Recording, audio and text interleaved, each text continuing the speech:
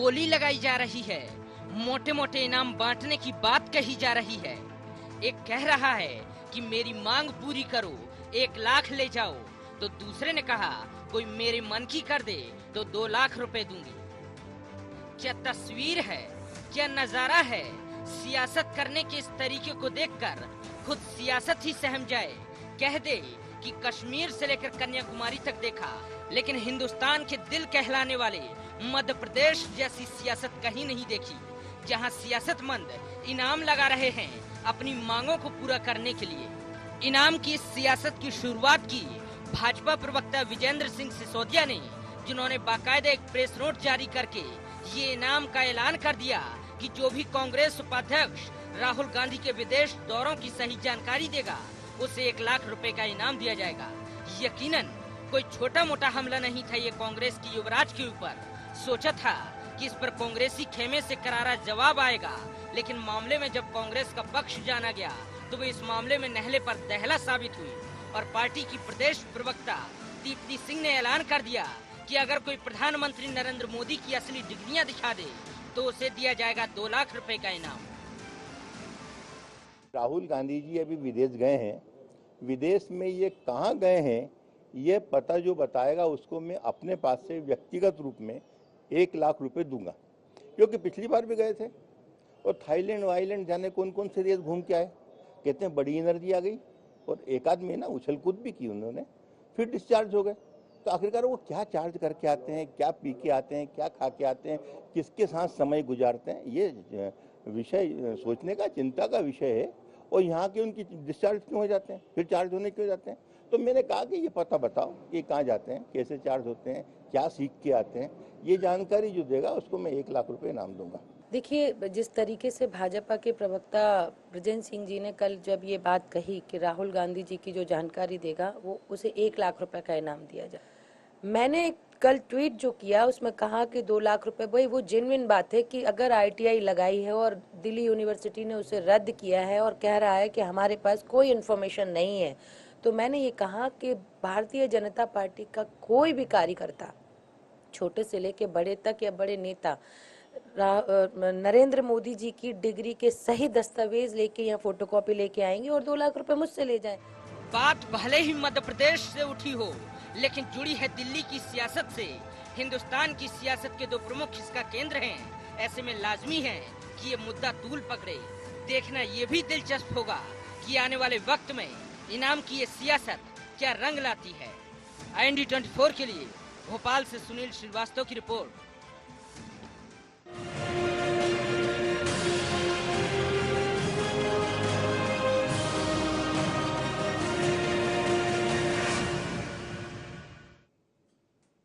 नमस्कार, IND agenda में आपका स्वागत है। मैं हूं आपके साथ नवीन पुरोहित। तो निश्चित रूप से तुम डिग्रियों पर झगड़ो, हम अर्जियां लगाएं, तुम राजभोज खाओ, हम सल्फास खाएं, कब सपने हकीकत में बदलेंगे मेरे, कि अच्छे दिन आए और सच्चे दिन आए। जिस प्रकार से राजनीति में गैर जरूरी बयानबाजियों का दौर शुरू हुआ है, जिस प्रकार से बिलो द बेल्ट राजनीति शुरू हुई है, निश्चित रूप से ये भारतीय राजनीति के काले अध्यायों में लिखी जाएगी, इसमें कोई दो राय नहीं है। जिस प्रकार से राहुल गांधी जी को लेकर और मोदी जी की डिग्री को लेकर भारतीय जनता पार्टी और कांग्रेस में जो द्वंद्व चल रहा है, उसी मुद्दे पर करेंगे चर्चा। लेकिन चर्चा शुरू करने के पहले हम IND एजेंडा के पॉइंट्स पर नजर डालते हैं। किस हद तक लाजमी है इनाम की सियासत? क्या इसके जरिए विरोधियों को घेर पाने में सफल हो सकेंगे राजनेता? क्या इस तरह के बयान का मकसद सिर्फ खुद की सियासत चमकाना है? क्या प्रदेश में उभरा ये मसला राष्ट्रीय राजनीति में भी चर्चा का विषय बनेगा? और इस चर्चा में हमारे साथ हमारे समूह के प्रबंध संपादक आदरणीय श्री राघवेंद्र जी हमारे साथ चर्चा में रहेंगे। मध्य प्रदेश के वरिष्ठ पत्रकार रंजन श्रीवास्तव साहब हमारे साथ हैं इस चर्चा में। दीप्ति सिंह जी कांग्रेस की प्रखर प्रवक्ता हमारे साथ हैं और प्रकाश जी भारतीय जनता पार्टी के प्रवक्ता हमारे साथ हैं। आप समस्त महानुभावों का बहुत बहुत स्वागत है IND 24 में। इनाम और खिताबों का दौर चल रहा है। एक युग रहा होगा, जाने आज कहाँ होगा, जब अच्छे काम के लिए इनाम दिया जाता था। कुछ भी कोई अच्छा करे तो उसे मान दिया जाता था, और अब आजकल लोग देते हैं इनाम अपने एटीट्यूड के लिए। तो ये किस बात का रवैया है? प्रकाश जी, आप प्रकाश डालिए, कहाँ जाते हैं, क्यों जाते हैं, इस प्रकार की बात करने की क्या जरूरत है? नहीं देखिए, राजनीति में अगर आप सार्वजनिक जीवन में हैं जी जी और देश अगर आपको आशा भरी निगाह से देख रहा है और बहुत सारे लोगों के आप आइडियल हैं, आदर्श हैं और आपकी बहुत सारी बातों पे बहुत देश को फर्क पड़ता हो, तो स्वाभाविक है कि आप कहीं भी अगर जाते हैं, अवकाश पे जाते हैं या छुट्टी पर जाते हैं, तो स्वाभाविक है, एक उम्मीद की जाती है कि वो व्यक्ति कहीं बताए, चाहे उनकी पार्टी बताए, चाहे उनके प्रवक्ता बताएं। इस दृष्टि से माननीय विजेंद्र सिंह जी ने एक कटाक्ष किया था उनके ऊपर, इससे ज़्यादा कुछ नहीं है। और इस कटाक्ष के ऊपर जो कांग्रेस का जो रवैया है, वस्तु स्थिति से लोगों को अवगत कराने की बजाय दूसरी अनर्गल विलाप करना, आरोप प्रत्यारोप करना, वो भी देश के प्रधानमंत्री पर। 125 करोड़ के देश में लोगों ने 2/3 मेजॉरिटी से जिस सरकार को चुना है, जिसका नेतृत्व करता व्यक्ति है, उसके विरुद्ध इस तरीके की बात करना ये गैर लाजमी है। लेकिन विजेंद्र सिंह जी का कटाक्ष करना या विजेंद्र सिंह जी का जो भी उनके ऊपर तंज कसना है, वो बिल्कुल सही मैं मानता हूं इसको जीवन में, क्योंकि बार बार आपके विषय में अगर ये बातें आए कि आप बिना बताए चोरी छुपे कहीं आते जाते हैं और क्या करते हैं, जिसके लिए तमाम लोग कयास लगाएं और तमाम तरह की बातें करें, तो ये ठीक नहीं है। जी, आपकी बात पर प्रतिक्रिया ले लेता हूं। दीप्ति जी, ये ठीक नहीं है, आप कटाक्ष नहीं कर सकते इस प्रकार से प्रधानमंत्री जी की शिक्षा दीक्षा पर। देखिए, भाजपा का दोहरा मापदंड है। राहुल गांधी जी का जीवन सार्वजनिक होना चाहिए, उनकी सारी गतिविधियां सार्वजनिक होनी चाहिए भाजपा के मुताबिक। पर क्या नरेंद्र मोदी जी का जीवन सार्वजनिक नहीं है, या वो ऐसे नेता नहीं है कि उनको जनता नहीं जानना चाहती? अगर मैंने ये बात बोली कि नरेंद्र मोदी जी की डिग्री को सभी के सामने सार्वजनिक तौर पे दिखाना चाहिए। दीप्ति जी, मैं आपको बता दूं, नहीं, बोल आप रहा सुन तो हूं, सुन राष्ट्रीय अध्यक्ष अमित शाह जी ने पूरी की पूरी विस्तार से सारी चीजें पटल पर रखी हैं। उन्हें दीप्ति जी के यहाँ भेज दो, पोस्ट बाई पोस्ट भिजवा दो, 2 लाख रुपए का चेक मैं भिजवाने की पूरी चेष्टा करूंगा उस मुद्दे पे। पहले सुन ले, पूरी बात होनी सुन ले। जी जी जी, पूरी होने दीजिए। आप दोहरा मापदंड भारतीय जनता पार्टी का है। पहली चीज, राहुल गांधी जी की जानकारी लेने के लिए भारतीय जनता पार्टी के पास गृह मंत्रालय है, राजनाथ सिंह जी हैं, विदेश मंत्रालय है, सुषमा स्वराज जी हैं, आप वहां से जानकारी ले सकते हैं। चूंकि एक और बात है कि राहुल गांधी जी एक ऐसे राजनीतिक परिवार के पुत्र हैं कि कुछ कट्टरवादी सोच के संगठन और आतंकवादियों के निशाने पर रहा है वो परिवार, तो उनकी जो कार्यप्रणाली है उसको सार्वजनिक नहीं किया जा सकता। फिर भी अगर आपको चाहिए तो पीएमओ ऑफिस में भी मिल सकती है, राजनाथ सिंह जी के यहाँ भी मिल सकती है, सुषमा स्वराज जी के यहाँ। सस्ती लोकप्रियता हासिल करने के लिए जिस तरीके से भारतीय जनता पार्टी के नेतागण राहुल गांधी जी के ऊपर टिप्पणी करते हैं, तो बड़ा दुख होता है कि ये देश की जनता ने, प्रदेश की जनता ने आपको जनता के हक और हुकूक की लड़ाई लड़ने के लिए, उनके अधिकारों की लड़ाई लड़ने के लिए, उनके जो लाभ के योजना है उनके लिए चुना है, बजाय आप उनके पानी पोतने के, उनको छुपाने के यहाँ पे बयानबाजी करते हैं कि राहुल गांधी जी के जीवन को आपके दुख को थोड़ा कम कर लेता हूं मेरे साथ। तो ऐसा नहीं होना चाहिए। रंजन जी बैठे, उनका मतलब ही है रंज ना, जहां से रंज खत्म हो जाए वहां से रंजन जी शुरू होते हैं। रंजन जी, आपकी एक निष्पक्ष टिप्पणी चाहूंगा कि जिस प्रकार से ये आज एक कोल्ड वॉर राजनीति में चल निकला है, कहीं ना कहीं वैश्विक स्तर पर या राष्ट्रीय स्तर पर ये सब अखबारों में, टीवी चैनल्स पर आता है, ठीक है, लेकिन इसको आप किस नजरिए से देखते हैं? कहां तक ठीक है इस प्रकार के आरोप प्रत्यारोप? नवीन जी, मैं इसको राजनीतिक शगुफा मानता हूँ। जी जी। और जब भी मुद्दे, जो सीरियस मुद्दे हैं, जो ख़त्म हो जाते हैं, चर्चा नहीं होती है, तो ऐसी चीज़ सामने आती है। जी। और अभी हाल में देखा जाए तो शुरुआत अभी दिग्विजय सिंह ने किया है। हाल में उन्होंने कहा कि जो मोदी के साथ जिसने चाय पिया हो वो हमारे सामने आए तो उसको मैं, और जो उनकी डिग्री दिखाए वो 1 लाख रुपया देंगे। फिर विजेंद्र सिंह सिसोदिया का रिएक्शन आया, फिर दीप्ति जी का रिएक्शन आया, इसके पहले कल रवि सक्सेना का रिएक्शन आया था।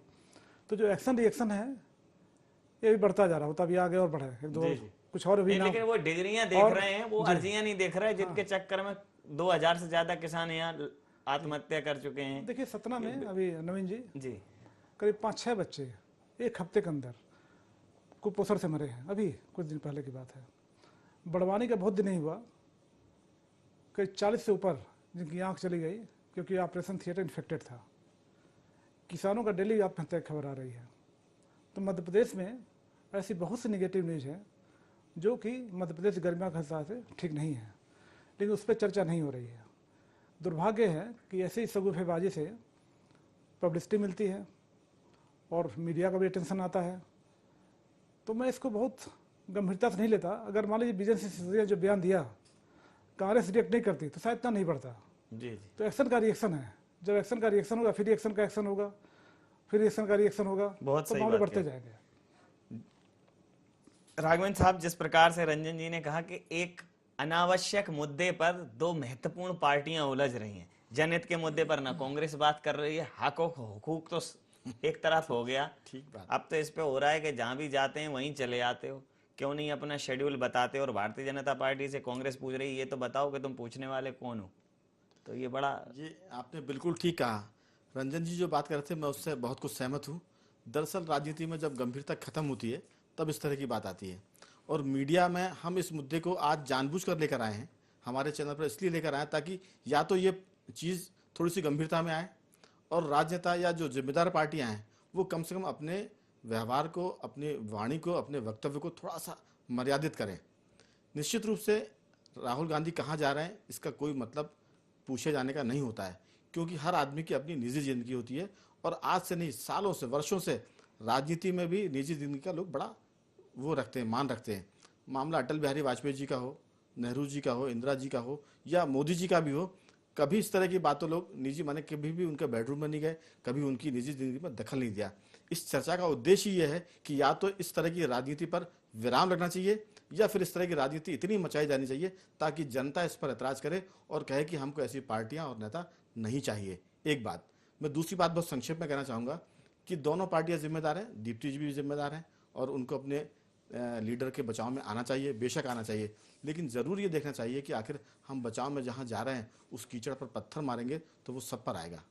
विजेंद्र सिसोदिया जी की जहाँ तक बात है, उन्होंने जो कुछ कहा, एक बात बीच में आई थी कि वो उनका निजी बयान है। दरअसल पार्टी का जो प्रवक्ता होता है, प्रवक्ता का मतलब ये है कि वो जो कुछ कहेगा वो पार्टी की लाइन होगी। राजनीति में अगर कोई विधायक भी है, सांसद भी है, तो अगर वो जो भी कुछ गलत सही करता है, कोई पार्टी ये कहकर नहीं बच सकती कि वो उसका निजी मामला है, उसकी निजी राय है, क्योंकि वो विधायक है इसलिए उसकी बात का महत्व है, वो सांसद है उस पार्टी का इसलिए उसकी बात का महत्व है और मीडिया उसको दिखाता है, वो प्रवक्ता है इसलिए इस बात को कहा जा रहा है। तो मेरा मानना यह है कि इस पूरे माने जैसे कहेंगे ना अनचाहे मुद्दे पर हम डिबेट जरूर कर रहे हैं, लेकिन सबके मन बहुत अच्छे नहीं होंगे, जैसा रंजन जी ने कहा और जो कुछ प्रकाश जी कह रहे हैं या दीप्ति जी कह रही है, दोनों को खराब ही लग रहा होगा। जी इसका प्रेस नोट जारी हुआ था तो निजी बयान नहीं हो सकता। बीजेपी के लेटर हेड पे इसका प्रेस नोट आया था। नहीं, मैंने तो इससे भी आगे बढ़कर सही कर रहे हैं, तो इससे भी आगे बढ़कर अगर प्रेस नोट नहीं भी जारी किया है, बोलना पर्याप्त तब भी है। वाणी पर्याप्त है। एक प्रकाश जी डालिए प्रकाश।